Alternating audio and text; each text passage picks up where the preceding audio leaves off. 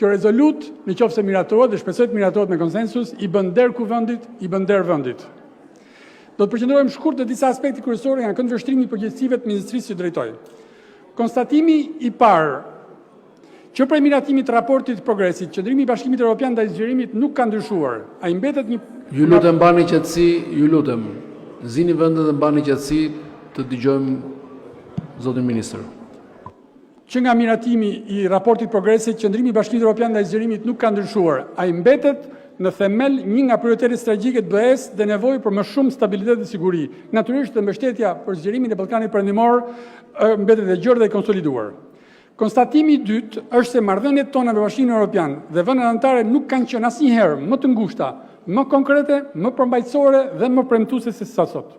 Në bazë të kësaj marrëdhënie natyrshëm qëndron procesi i negocimit për antarësimin, një proces, siç u tha, me të drejtë i bazuar në merit, ku rezultatet konkrete dhe reformat reale mbeten kriteri i vetëm i vlerësimit nga Bashkimi Evropian. Konstatimi i tretë ka të bëjë me progresin domethënës që ka bërë Shqipëria, dhe fal punës së administratës publike, angazhimit të ekipit negociator, vullnetit politik të përgjithshëm në këtë vend dhe mbështetjes së partnerëve tanë evropian, vendi ka avancuar, siç e dinë të gjithë, me një ritëm të përshpejtuar, të pazakontë dhe absolutisht të vlerësuar. Shqipëria e ka konsoliduar sot pozicionin e saj në një nga dy vendet paralele të progresit të zgjerimit në Ballkanin Perëndimor së bashku me Malin e Zi. Sa herë, kudo ku flitet për zgjerimin në Ballkanin Perëndimor, përmendet detyrimisht edhe Shqipëria.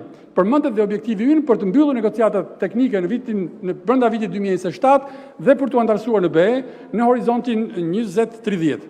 Zyrtarët më të lartë të BE-s, përfshirë shtetet anëtare, kanë theksuar në mënyrë të përsëritur her pas here se duhet ruhet, se nëse ruhet ritmi aktual i reformave dhe i përmbushjes së standardeve, ky objektiv i antarësimit të Shqipërisë në vitin 2000 brenda periudhës 2030 është absolutisht i arritshëm.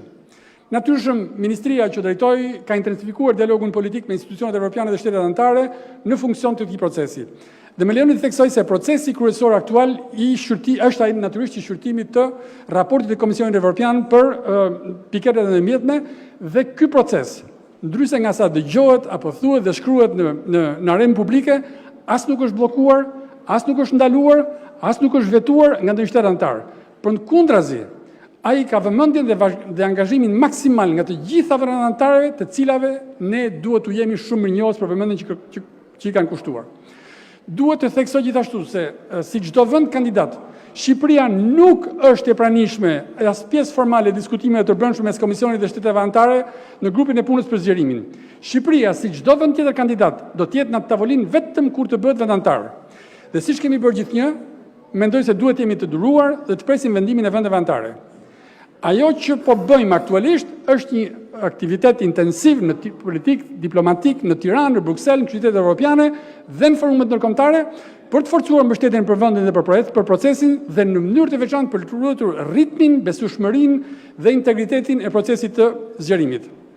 Të nderuar deputet, është e natyrshme që sa më shumë avancojmë, aq më të mëdha bën dhe përgjegjësitë dhe pritshmërisë për nesh.